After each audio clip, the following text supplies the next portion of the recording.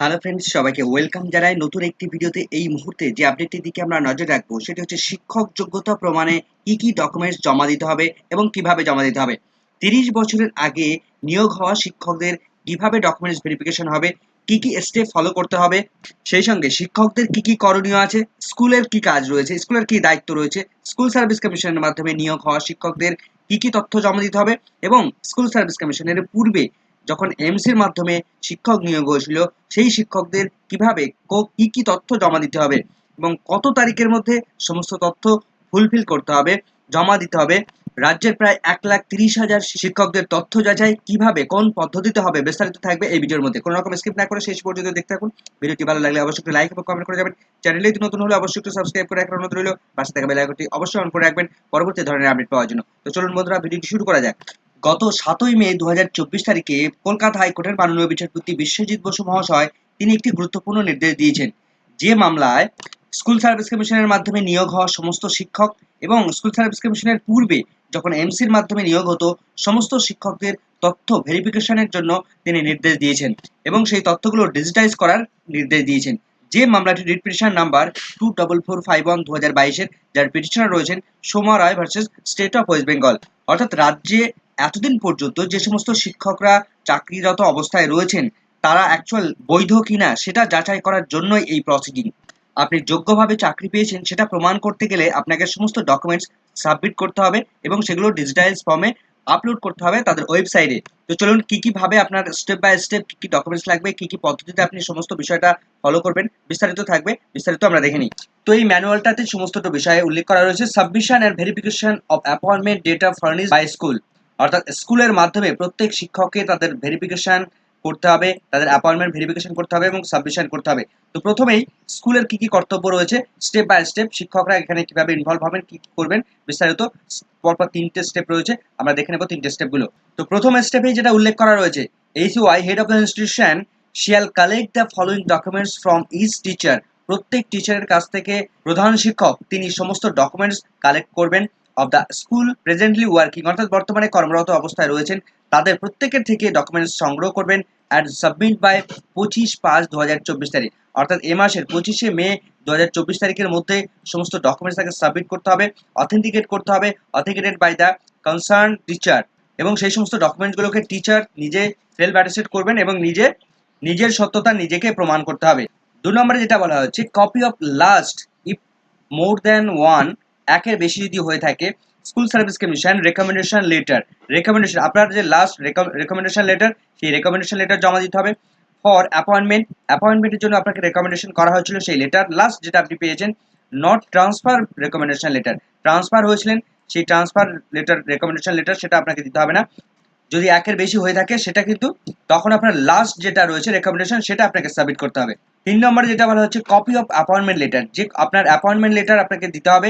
কোনটা দিতে হবে, যদি একাধিক থাকে অনলি দ্য লাস্ট ওয়ান, শেষ যে অ্যাপয়েন্টমেন্ট লেটার আপনি পেয়েছেন সেটা দিতে হবে। If there are more than one appointment letter, যদি একাধিক অ্যাপয়েন্টমেন্ট লেটার আপনার থাকে সেক্ষেত্রে আপনার লাস্ট যে অ্যাপয়েন্টমেন্ট লেটার সেটা আপনাকে সাবমিট করতে হবে। পরের পয়েন্টে যে বলা হচ্ছে copy of approval memo for the present posting, অর্থাৎ আপনি বর্তমান পোস্টে যে চাকরিরত অবস্থায় রয়েছেন সেই পোস্টের অ্যাপ্রুভাল মেমো নাম্বার আপনাকে দিতে হবে।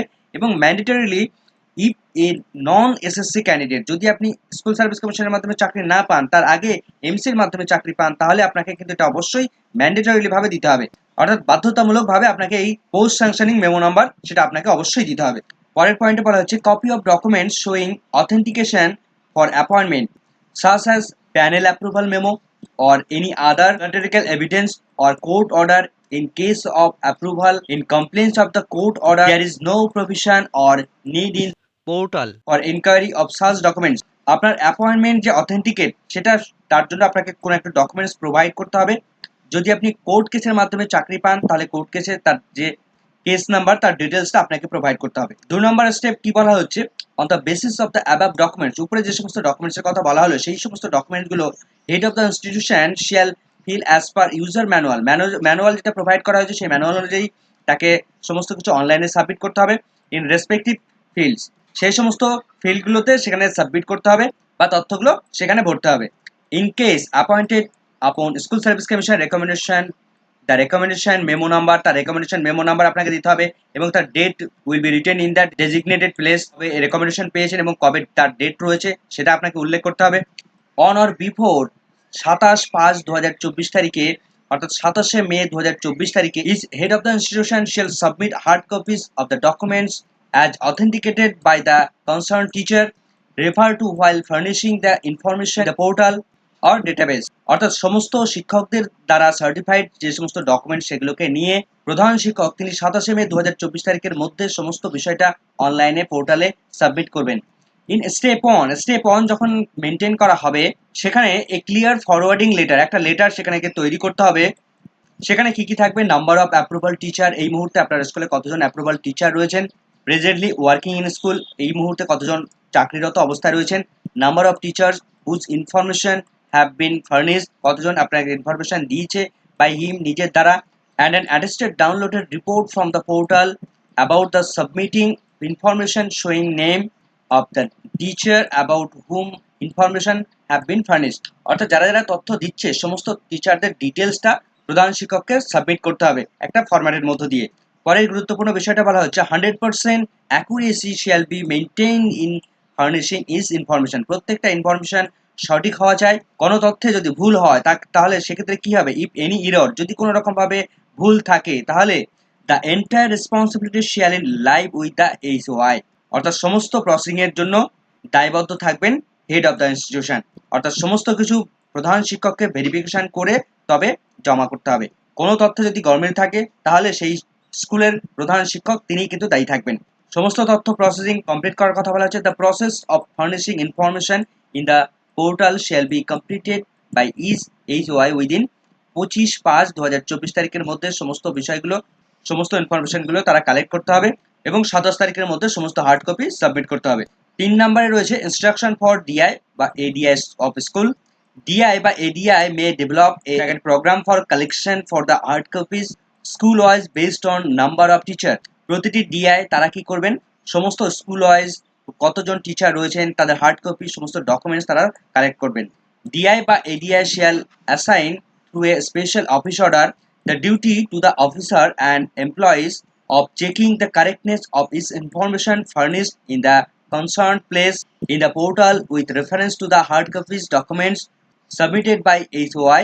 অর্থাৎ DI বা ADI এর মাধ্যমে তিনি একজন অফিসারকে ইনভলভ করবেন বা তাকে দায়িত্ব দেবেন, যিনি সমস্ত তথ্য মানে HOI তারা যে তথ্যগুলো সাবমিট করেছে পোর্টালের মধ্যে এবং যে হার্ড কপিগুলো জমা পড়েছে সেই হার্ড কপি এবং অনলাইনে যে তথ্যগুলো জমা পড়েছে সমস্তটা ভেরিফাই করার নির্দেশ দিচ্ছেন এবং একজনকে তিনি সেটার দায়িত্ব দেওয়ার নির্দেশ দিচ্ছেন।